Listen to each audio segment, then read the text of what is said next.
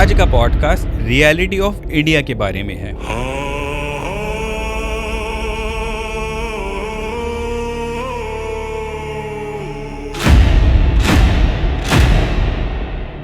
क्या सच में IPS officer या गवर्नमेंट ऑफिसर को पॉलिटिशियन कंट्रोल करते हैं?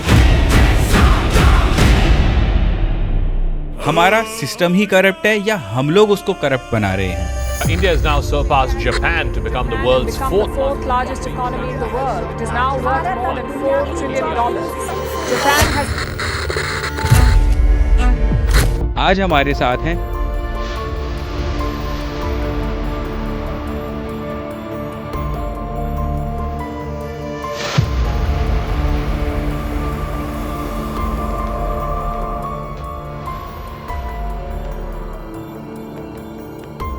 सर, ये ज़्यादातर आईपीएस जो होते हैं उनका काम होता है कि अब सिस्टम को क्लीन रखना। ये सही है कि भाई पुलिस का काम क्राइम को मुक्त करना है, लेकिन क्राइम से और बड़ा है कि भाई क्राइम हो क्यों रहे हैं। मैं सीधा रेप केस की बात करूँ तो धर्म को देख करके नहीं होते, ये तो बस किसी ने मौके का फ़ायदा उठाया और वो हो जाती हैं। नहीं, हर चीज़ का मतलब धर्म से नहीं है। सर, आपके हिसाब से अंधविश्वास क्या है? अंधविश्वास वो सारी काल्पनिक बातें हैं जिनका कोई अस्तित्व नहीं। तो सर, इसको फिर आप एक अंधविश्वास कहेंगे या रियलिटी कहेंगे? राम, कृष्ण, मोहम्मद, ईसा, ये आदमी रहे होंगे, मतलब रहे होंगे और मर गए, और मरा हुआ व्यक्ति कुछ नहीं कर सकता।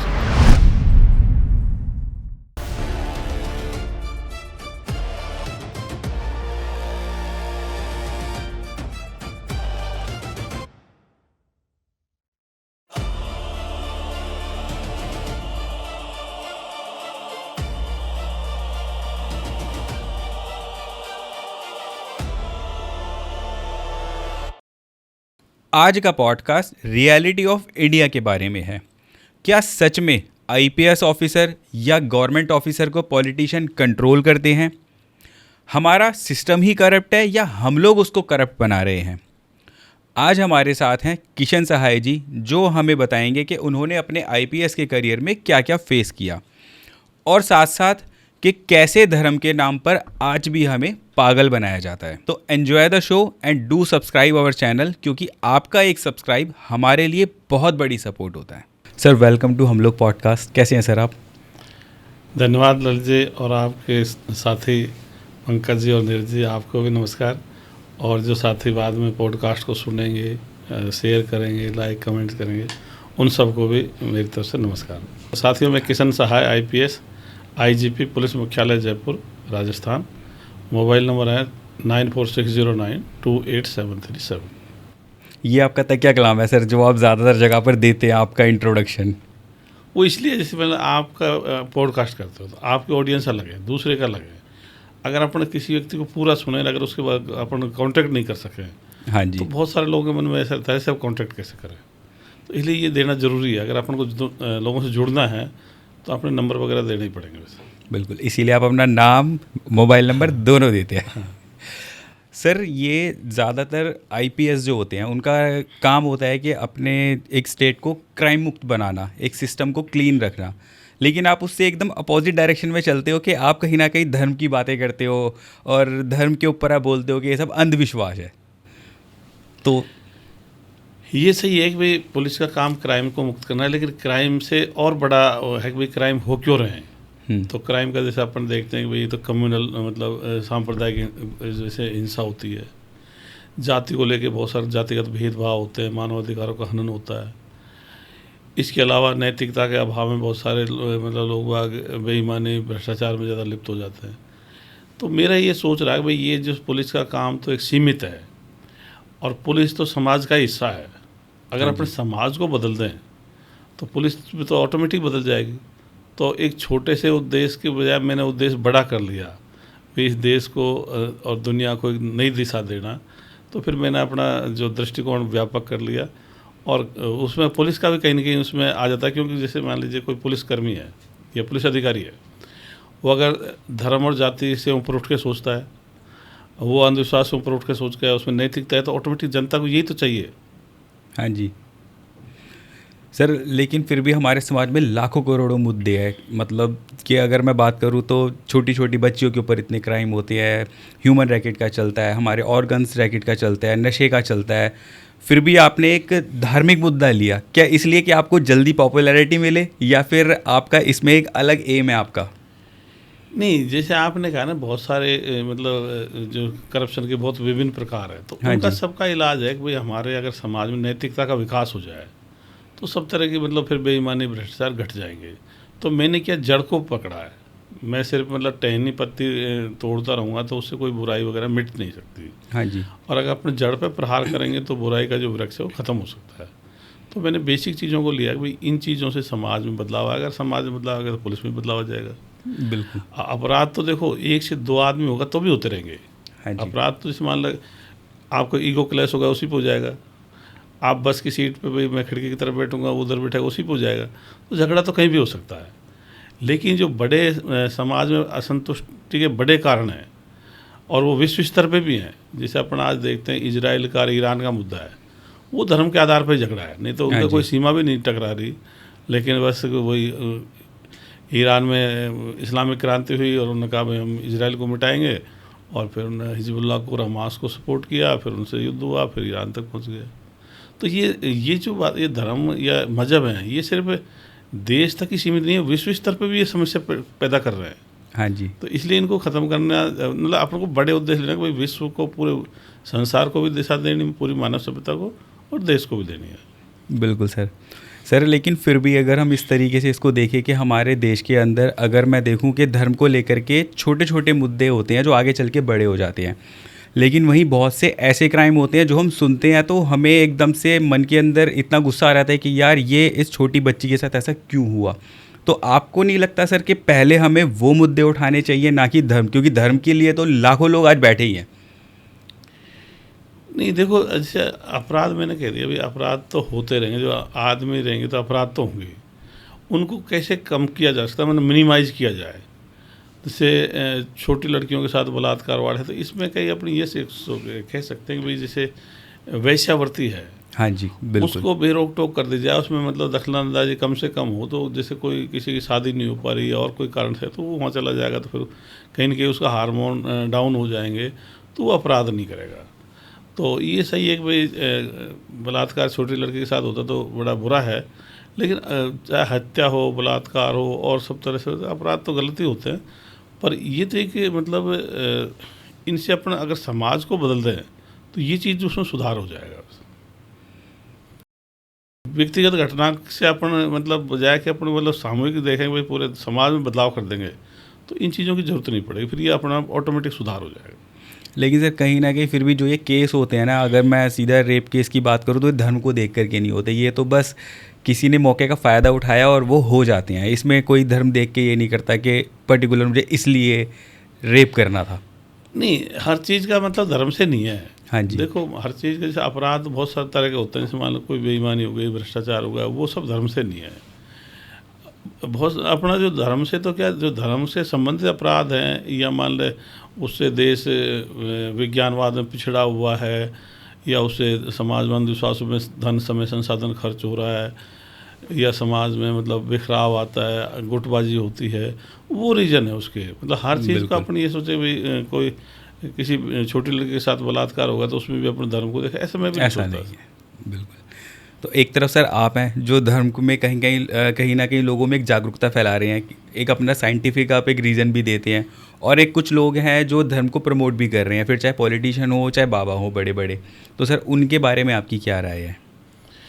मैं तो देखो, चाहे इस्लामिक विद्वान हो, चाहे हिंदू धर्मगुरु हो, चाहे सिख बौद्ध जैन इनके बनते, या कोई ग्रंथी, या कोई और भी पादरी मौलवी वगैरह जो भी है, मैं इन सब को अब ये कहना चाहूँगा भाई जो ये सारे के सारे जो धार्मिक क्रियाकलाप है अंधविश्वास से रिलेटेड है, इनसे संबंधित है, इनको छोड़ो और वैज्ञानिक दृष्टिकोण के प्रचार प्रसार में लगो।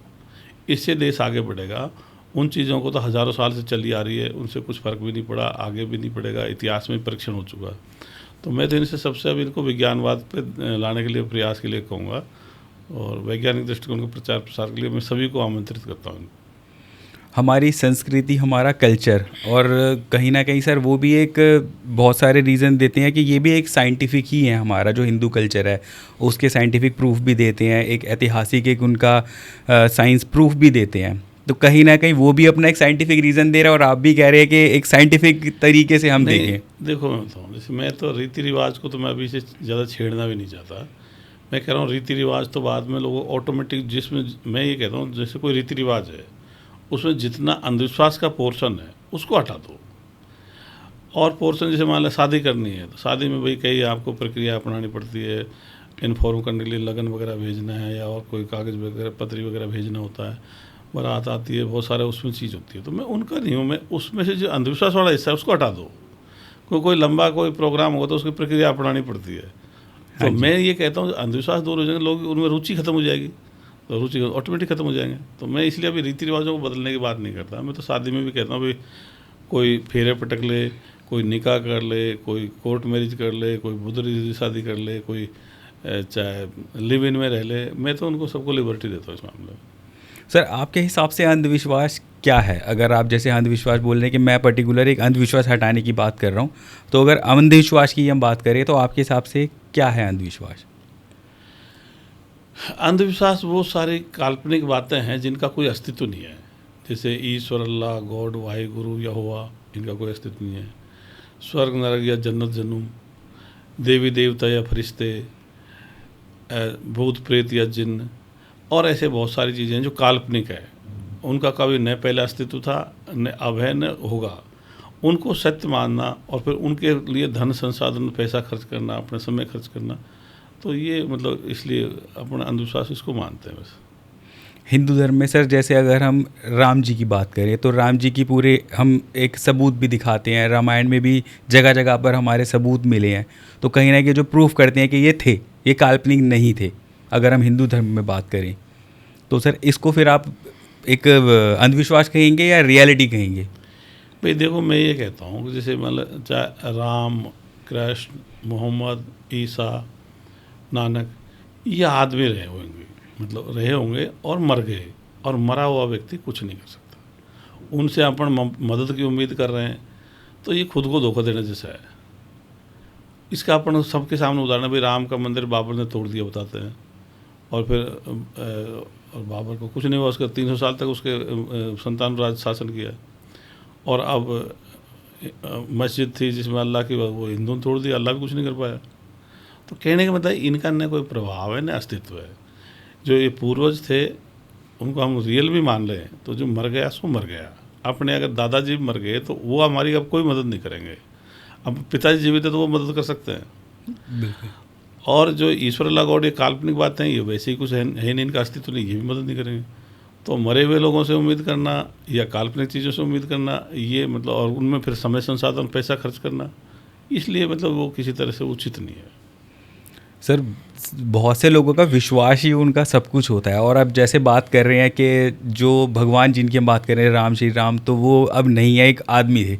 आपको नहीं लगता सर बहुत से लोगों की आस्था ठेस पहुँचेगी, या वो ऐसा सोचेंगे कि आप उनके लिए क्या बोल रहे हैं? मतलब नहीं, कुछ नहीं बोल रहा भाई, मर गए तो मर गए, अब इसमें तो सबको वो जानते हैं, वो भी उन्हें वो सब अपने सबके सामने पढ़ रहे हैं लोग बाग। अभी जैसे मंदिर में भी चोरी का या जो भी बेईमानी का प्रकरण है वो भी सबके सामने है। कई लोग वह कहते हैं सब भगवान, अल्लाह, गॉड के डर की वजह से लोग गलत काम नहीं करते, तो वहीं उसी मंदिर में गलत काम हो गया, मंदिर में चोरी हो गई इतनी बड़ी। बिल्कुल। और डरे भी नहीं और गलत काम करते हुए नहीं रुके, तो इसमें मतलब इन चीज़ों का कोई प्रभाव नहीं है, अस्तित्व नहीं है। तो लोगों को अब ये समझना पड़ेगा कि भाई इनका कोई महत्व नहीं है। अब हम जिन चीज़ों का महत्व नहीं है, अस्तित्व नहीं है, उनमें समय, संसाधन, पैसा क्यों व्यर्थ हुआ है? ये राष्ट्रीय हानि क्यों करे? सर जिस देश के प्रधानमंत्री सबसे ज़्यादा हिंदू कल्चर को आगे प्रमोट करते हैं, और आप हिंदू धर्म को आप बोल रहे हैं कि वो बिल्कुल काल्पनिक है, जो बिल्कुल अंधविश्वास है, तो सर वो ज़्यादा प्रधानमंत्री की सुनेंगे या आपकी सुनेंगे? देखो, प्रधानमंत्री का तो नेचुरल मतलब ज़्यादा प्रभाव है ही है। मैं तो ऐसे नहीं कहता भाई उनका मेरे से 100 गुना 1000 गुना ज़्यादा प्रभाव भी होगा। लेकिन मैं ये मानता हूँ आज अपन शुरुआत करेंगे तो लोग बाग धीरे धीरे, क्यों सोशल मीडिया का ज़माना है, सबको सुन रहे हैं, जनता सबके लिए ओपन है, वो मेरे लिए भी खुली है, आपके लिए भी खुली है, प्रधानमंत्री जी के लिए भी खुली है, सब अपनी अपनी बात कहेंगे, जनता को जिसकी बात ज़्यादा अच्छी लगती थी उधर आ जाएगी। तो हम किसी को रोक तो नहीं सकते, लेकिन हम अपनी बात को तो कह सकते हैं। और अपने मन में भी वही है कि इस देश का भला हो, ये देश सुपर पावर बने, हमारे जो युवा हैं उनको रोज़गार मिले। अब कोई सोचता है साहब धर्म या मजहब को बढ़ाने से मिलेगा, अपन सोचते हैं विज्ञान को बढ़ाने से मिलेगा। तो ये जनता भी तय करेगी भी कौन ज़्यादा सही बात कर रहा है। बिल्कुल सर, बड़े बड़े बाबा सर बोल रहे हैं कि नहीं आप इस धर्म को मानो, आप इस धर्म में ये करो तो आपका भला होगा। देखो ऐसे कहने से कोई भला वाला कुछ नहीं होता, सबको अपने मतलब मेहनत करके कमा खाना पड़ता है। या तो कोई बेईमानी से कमा सकता है, ईमानदारी से कमा सकता है, लेकिन इनसे कुछ मिलने वाला नहीं है। जो भी धार्मिक गतिविधि हैं, मजहबी गतिविधि हैं, इनसे कुछ हासिल नहीं होता। वैसे उल्टा वहाँ कई जगह मर जाते हैं। अभी हज यात्रा पर गए थे, एक बस का एक्सीडेंट हो गया, 40-50 आदमी मर गए।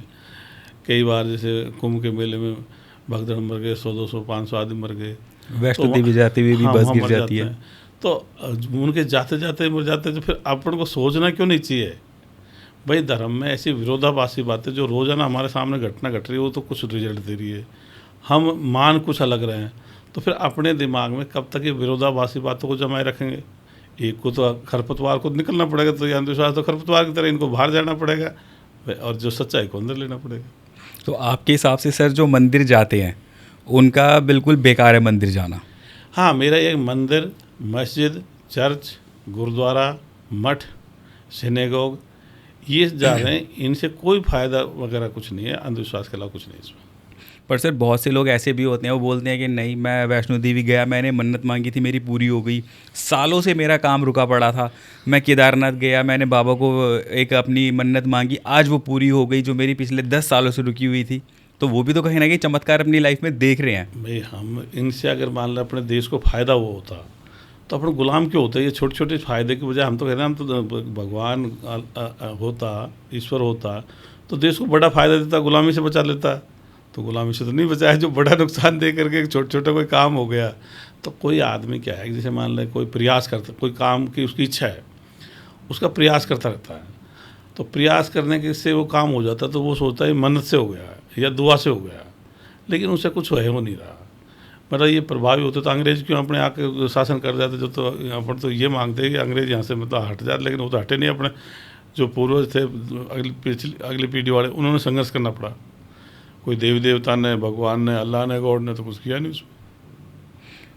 सर लेकिन ये भी हम कह सकते हैं ना कि क्योंकि ये तो करप्शन है भाई, लोग यहाँ पे आज करप्ट हुए इसीलिए उन्होंने कब्जा कर लिया, इसमें भगवान क्या करेगा जब करप्शन हम खुद ही कर रहे हैं? तो भाई एक तरफ तो कहते हो सारा कुछ उसकी मर्जी से होता है, तो दोनों बात मत रखो फिर साथ में। एक तरफ तो कहेंगे पूरा मर्जी से हो रहा है, और फिर जब ऐसी बात आए तो नहीं इसमें उसका दोष नहीं है। तो फिर ये तो धार्मिक या मजहबी आदमी होता है, वो विरोधाभासी बातों को एक साथ जस्टिफाई करने का प्रयास करता है। वो जस्टिफाई तो नहीं होते, लेकिन उसका दिमाग मतलब इग्नाइट नहीं होता, वो समझ नहीं पाता तो इसको सोचता क्यों नहीं है। वो दबा लेता है, अरे यार तू कोई भगवान अल्लाह गॉड को नहीं मानेगा तो हो सकता है कोई बड़ा नुकसान हो जाए। तो वो उसको पता भी लग रहा है, लेकिन पता लगने के बावजूद भी वो उस चीज़ को ज़्यादा सोचना नहीं चाहता। और कई जगह जैसे मान लो कहीं कह दिया साहब वो अगर तुम ऐसा सोच रहे हो तो तुम्हारे दिमाग में शैतान आ गया, इसलिए शैतान आ गया। तो ये चालाकी वगैरह है भाई, जो आदमी खुल के सोचेगा तो उसको रोकने के लिए तरीके अपना रखे हैं। शैतान जैसा भी कुछ होता ही नहीं है, न तो कोई शैतान होता, न अल्लाह होता, न गॉड होता, न देवी देवता होता, न फरिश्ते होते। ये तो सर आपने सारे ही बिल्कुल एक लाइन में खड़े होकर आपने तो क्रॉस लगा दिया सारे ही धर्म तो पे। ये सारी काल्पनिक बातें तो हैं भाई, जन्नत जन्नम या स्वर्ग नरक वगैरह ऐसी भी कोई जगह कहीं भी नहीं है, ये सब कल्पना मात्र है। मरने पे आत्मा जैसा भी कुछ नहीं निकलता, रूह आत्मा निकलने वाली बात ये भी कल्पना मात्र है। मरने पे हार्ट लंग्स काम करना बंद कर देते स्थायी रूप से और मर गया। पर सर घर घर में तो पूजा कराते हैं अपने पितरों की शांति के लिए, आत्मा की शांति के लिए, और आज से नहीं, ये तो पता नहीं सतयुग से ही चला आ रहा है जो आज आप कह रहे हो कि ऐसा कुछ रहा ही नहीं है। इसका फायदा नहीं हुआ था, अभी भी नहीं हो रहा। जब पहले हम कह रहे हैं भाई हमारे देश को तो जरूरत तो थी गुलामी से बचाने की, और कैसा उसके छोटा सा काम बच्चा हो गया था, अब बच्चे तो वैसे ही हो रहे हैं। तो या मान लो कोई छोटा मोटा काम हो गया, सब नौकरी लग गया, तो नौकरी लोगों को लगते ही हैं। अगर मान लीजिए ये मजहबी स्थल या धर्म स्थलों से नौकरी लगते तो IAS का रिजल्ट आता तो कोई कहता कि साहब आपके 50 तो दरगाह से पास हुए हैं और 30 एक वो 4 धाम की यात्रा वाले हैं, 25 एक वो हजवार यात्रा वाले हो गए। तो फिर तो इस तरह से पास होते हैं, लेकिन ऐसा कुछ हो ही नहीं रहा। सर ये तो आस्था होती है ना कि भाई मेरी आस्था थी मानने की, अब करोड़ों लोग मान रहे हैं, ठीक है, मेरी आस्था है कि मेरा विश्वास है, करोड़ों लोगों का विश्वास है कि हाँ मैं ये करूँगा तो मेरी मनोइच्छा पूरी होगी। लेकिन वो अंधविश्वास है, उससे कुछ फर्क नहीं पड़ेगा। हम कहते प्रयास करो भाई, जो भी आप चाहते हो उसके लिए प्रयास करो। जब हम देखते हैं कि भाई कोई हमारी मदद कर रहा है तो हम थोड़े ढीले पड़ जाते हैं। मान लीजिए 2 बच्चे IAS की तैयारी कर रहे हैं, एक को तो है कि भाई मेरा कोई हमारा घर का देवता या भगवान अल्लाह मेरी मदद करेगा, और एक को है कि यार मुझे खुद को ही पढ़ना पड़ेगा। तो जो खुद को पढ़ना पड़ेगा वो अपना टाइम को ऐसे एडजस्ट करेगा, भाई मैं 15-16 घंटे पढ़ूँ ताकि मेरे को, और जो मदद मांग रहा है वो सोचा यार कुछ तो पढ़ लूँगा और कुछ उधर से मेरे को मदद आ जाएगी, तो मेहनत में भी कमी रख देगा वैसे। बिल्कुल। तो सर आप एक चीज़ बताइए, फिर जो बहुत से बाबा होते हैं, अगर मैं धीरेन्द्र शास्त्री का जैसे नाम लूँ तो वो तो पूरा पर्चा बना देते हैं और वो आपके बारे में पूरा बता देंगे क्या आपको समस्या है, कैसे उसका समाधान होगा, और लोगों को मिलता भी है।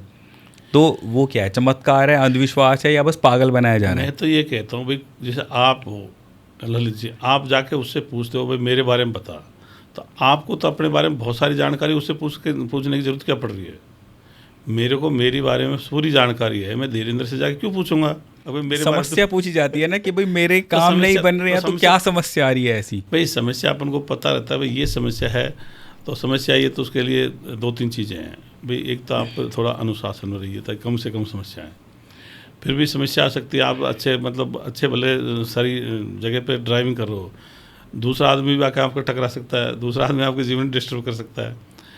तो डिस्टर्ब कर सकता है तो अपने से नियर डियर उनसे मदद लेने का प्रयास करो, और फिर भी अगर नहीं है तो झेल लो। भाई जीवन से बढ़ के कोई समस्याएं थोड़ी है।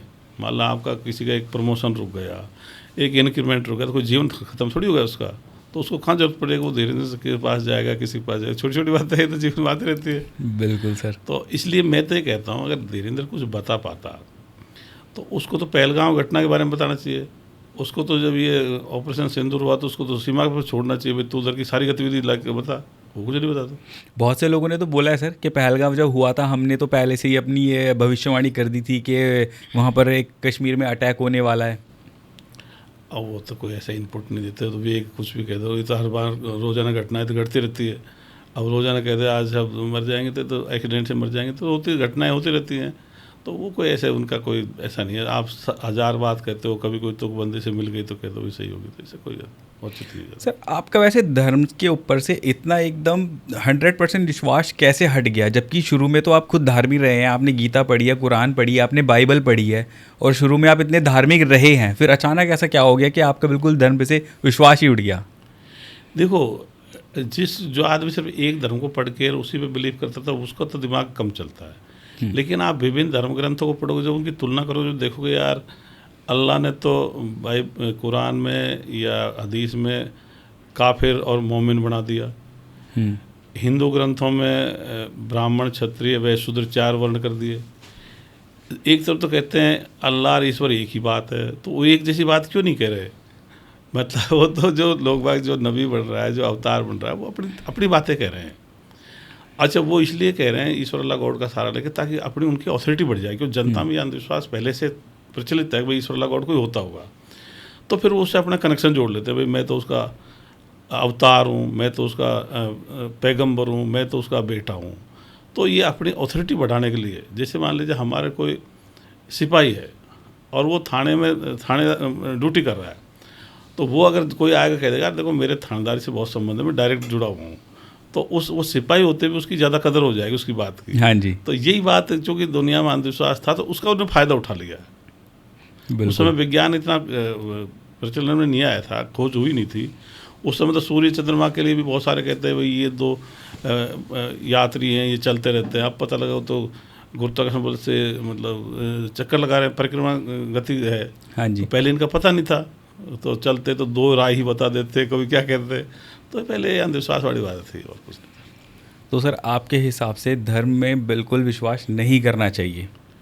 मैं आपसे कहता हूँ, आप धर्म ग्रंथों की अच्छी बात बताओ, भाई क्या बातें वो कहते हैं जो हमको बहुत अच्छी बात आप मानते हो। सर जो हमारे हिंदू अगर संस्कृति की मैं बात करूं तो उसमें यही है कि हमारे जैसे संस्कार रहे हैं वो कहीं ना कहीं हमारे धर्म से ही निकले हैं, कि जिसमें हमारी सभी चीज़ें निकलती हैं। कि हम अगर अपने घर परिवार की बात करें कि हमें अपने पिता की रिस्पेक्ट करनी चाहिए, माँ की रिस्पेक्ट करनी चाहिए, तो बहुत बेसिक चीज़ हो गई। ठीक, अब इसको अब मैं रोकूंगा। जैसे कोई आदिवासी समुदाय है, वो किसी धर्म को नहीं मानते, वो क्या अपने माँ बाप की रेस्पेक्ट नहीं करते? बिल्कुल करते हैं, इसीलिए मैंने कहा ना सर ये तो बिल्कुल बेसिक चीज़ हो गई। नहीं, बेसिक ही मैं कह रहा हूँ। आप फिर मैंने कहा भाई आप एक आपको मौका दे, अच्छी से अच्छी बात बताओ, तो आपने जो बात बताई तो कॉमन सेंस की बात तो सभी कर रहे हैं। हाँ जी। और सर जो हमारे ये हिंदू संस्कृति से ही जो इतने बड़े बड़े हमारे शुरू में, अगर मैं सतयुग की बात करूँ सर, सतयुग में हमारे इतने बड़े आविष्कार हुए हैं हमारे, कहीं ना कहीं हमारी संस्कृति से ही निकले हैं, जो आज भी हम फॉलो कर रहे हैं। अगर हम उनको भी देखें हैं, जो हमारे वेद हैं वो भी वेद हमारे संस्कृति से ही निकले हुए हैं। आपको देखो ज़्यादा ध्यान नहीं है, मैं आपसे सवाल करूँगा तो आप जवाब नहीं दोगे। ऋग्वेद की सबसे पुरानी पांडुलिपि कितने सन की है? ये मुझे नहीं पता सर। 1464 ईस्वी की है। हाँ जी। जब लोधी वंश भारत में चल रहा था, बाबर शाह ने थोड़े दोनों। अभी आपको जैसे मान लो भारत में शिलालेख हैं, उनमें इनका उल्लेख नहीं आ रहा। तो ये तो क्या है, देखो किताब तो आप कुछ ही लिख लो, किताब में तो आज मैं पुरानी बता दूँ, लेकिन अपने यहाँ जो शिलालेख वगैरह निकल रहे हैं उनमें बहुत सारी चीज़ें इनसे मैच नहीं कर रही। और ये खैर इतिहासकारों का काम है उन चीज़ों को और खोजना करना। तो अच्छा, दूसरी बात, हम दुनिया से अलग रहे हैं क्या? हम तो कहते थे हमारे सत्ययुग, त्रेतायुग, द्वापर, कलयुग था। हाँ जी। लेकिन जनता में तो वो थे ही नहीं, मतलब और सभ्यता में थे ही नहीं। हम कह रहे हैं हम तो अलग हैं, तो भाई तुमको अलग किसने दिया? तुमको पहले शकों ने, हूणों ने, कुषाणों ने, यूनानियों ने पहले गुलाम बनाया, फिर अरबों ने, तुर्कों ने, मुगलों ने, उन्होंने तुम गुलाम बनाया, फिर अंग्रेजों ने बनाया, तुमको अलग छोड़ा कहाँ? तुम अपने गुणगान, मतलब अपने गुणगान गाते रहो, भाई हमारे ये युग था, पर उसका कोई असर क्या रहा? तो और हम कह देते हैं साहब, आपने कहा साहब हमने पहले उसका आधार बहुत खोज कर ली। अब आपसे मैं कहूँ, जैसे आज अपना पाकिस्तान से युद्ध हो जाए तो राफेल विमान काम आएगा, पुष्प विमान काम आएंगे? राफेल काम आएगा सर। तो फिर हम पुरानी बातों के में अपने आप को सब दुनिया से श्रेष्ठ साबित कर लें, लेकिन जीना तो वर्तमान पड़ता है। तो वर्तमान में हमको स्टैंड नहीं करें, हमारी तीनों सेनाओं के हथियार ज़्यादातर खरीदे हुए हैं। हाँ जी। तो फिर हमको अगर मान लें खरीदे हुए हथियार अपन हटा दें तो अपन कैसे लड़ेंगे? तो हमको देखो रियलिटी पाना पड़ेगा, वो पुरानी बातों की बड़ाई करके खुद वो खुश हो करके एक दूसरे से मतलब करके इसे हासिल क्या कर रहे हैं? ये तो खुद को ही धोखा दे रहे हैं। हमारे पूर्वजों ने इतनी गुलामी झेली, यहाँ से लोगों को गुलाम बना कर ले जाया जाता।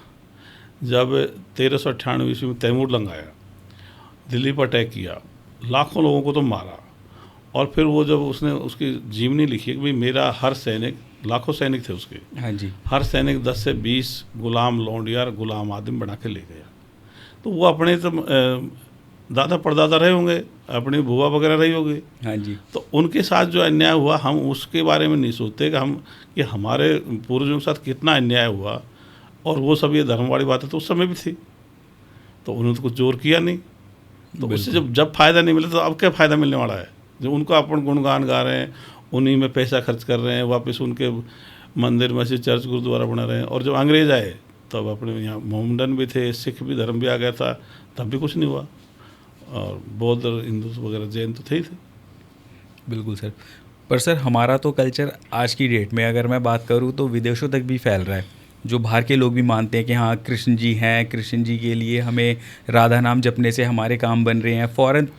फ़ॉरेन भी हमारा कल्चर अपना रहे हैं। फ़ॉरेन में देखो, जब 1757-58 ईस्वी में अहमद शाह अब्दाली ने अटैक किया था मथुरा पर, तब क्यों नहीं जोर किया?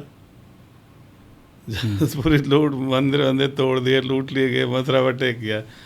तो इनका देखो, जब हम परीक्षण करते जो खड़े नहीं मिलते, और वैसे अपन पूरे गुणगान गाएंगे, तो ये तो कल्पना, मतलब कोई कमरे में कोई कुछ भी आदमी या औरत नहीं बैठी, आप उसके मतलब उसके गुणगानों में आप ग्रंथ लिख दो, लेकिन उसमें तो कुछ है ही नहीं। किसी ने कह दिया यार इसमें यहाँ कोई सुंदर औरत बैठी है, आप उसमें कविता बनाने लग जाओ, और आप कविकार तो बना दोगे, लेकिन अंदर तो कुछ नहीं है।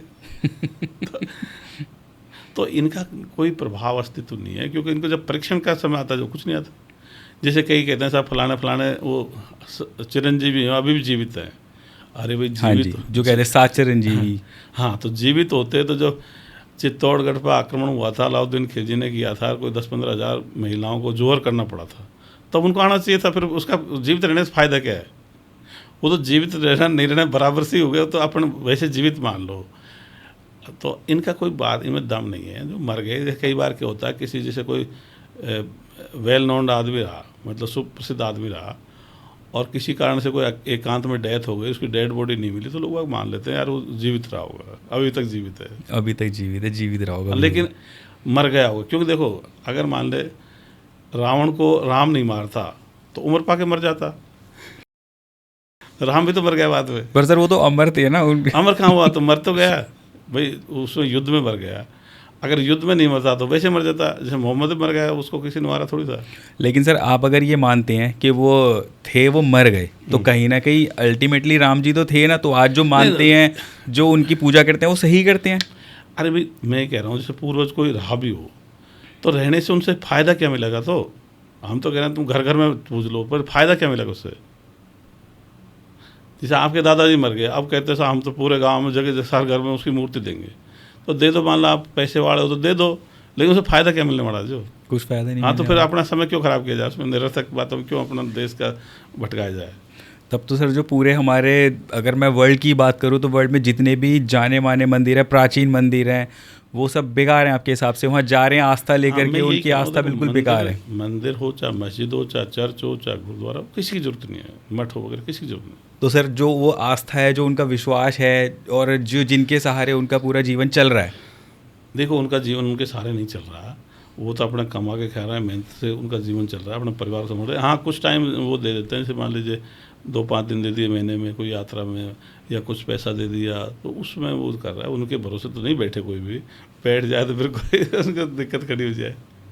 सर आपको वैसे क्या लगता है सिस्टम के अंदर जो आज, मतलब अगर करप्शन की, क्राइम की बात करें, तो ज़्यादातर वो करप्शन से, लोगों से, या धर्म के उससे है? ये देखो, करप्शन का तो ऐसा है कि अपने देश में नैतिकता का पहले भी कमी रही है, तो नैतिकता को मतलब यहाँ विकसित करने के लिए प्रयास भी नहीं किए जा रहे हैं। अभी भी बहुत सारे जैसे बड़े नेता हैं, वो ये सोचते हुए मेरा नाम करप्शन नहीं है, बस बहुत है, वो मतलब उसको नीचे तक ट्रिकल डाउन, मतलब नीचे तक नहीं ले जा पा रहा। अभी पूरे देश में मैं नैतिकता की स्थापना करूँगा, तो नैतिकता तो खुद का एग्जाम्पल सेट करने से होती है। खुद आदमी झूठ नहीं बोलता, बेईमान नहीं करता, तो उसकी बात को लोग फिर फॉलो करते हैं, यार ये बात ठीक कह रहा है।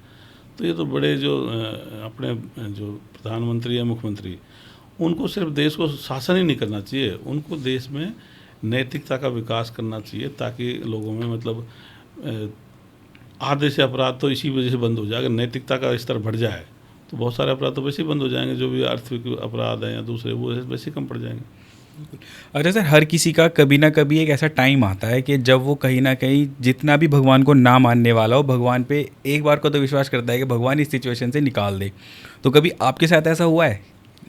नहीं, मेरे साथ नहीं। मैं तो, मुझे पता है, जैसे मैं एक बार जिम कर रहा था पुलिस हेडक्वार्टर में जयपुर में, और वो 60 किलो वजन था उसके, रोड सहित, तो मैं क्या थोड़ा चूक गया, मेरे सीने पाके गिर गई वो रोड, तो एकदम मैं घबरा गया भी कि हो सकता है अपना लंग्स वगैरह, हार्ट वगैरह सब रप्चर हो गया हो, लीवर थोड़ी देर में, अभी तो शुरुआत में। लेकिन तो मेरे को फिर वहाँ ट्रॉमा सेंटर में लेके, दूसरे अधिकारी थे, उन्होंने गाड़ी भेजी, लेकिन रास्ते में मेरे कभी ऐसे दिमाग में नहीं आया भगवान जैसी, कोई अल्लाह जैसी बात नहीं आई।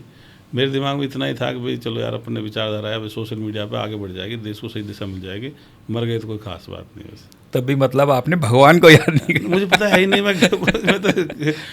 मैंने सबको रिसर्च कर रखा है, ऐसे चलते फिरते मैंने बातें नहीं की। मेरे को इतिहास, वर्तमान सबको और सब धर्म ग्रंथों को पढ़ के मैं निष्कर्ष के हिसाब से बात करूँ। सर एक तरफ ऐसे बड़े बड़े ऑफिसर हैं जो कितने सालों से पढ़ाई करते हैं, और इतनी मेहनत के बाद एक वो आपके जैसे एक IPS बनते हैं, IAS बनते हैं, और कहीं ना कहीं वो सडन जाकर के एक मिनिस्टर के गुलाम बन जाते हैं। देखो, ये सही है कि पढ़ाई करते हैं, लेकिन जो चुने हुए नेता होता है उनको जनता का समर्थन हासिल होता है। एक MLA भी होगा तो उसके 2-3 लाख वोटर्स का उसको समर्थन हासिल है, MP होगा तो उसको 15-20 लाख लोगों का समर्थन हासिल है।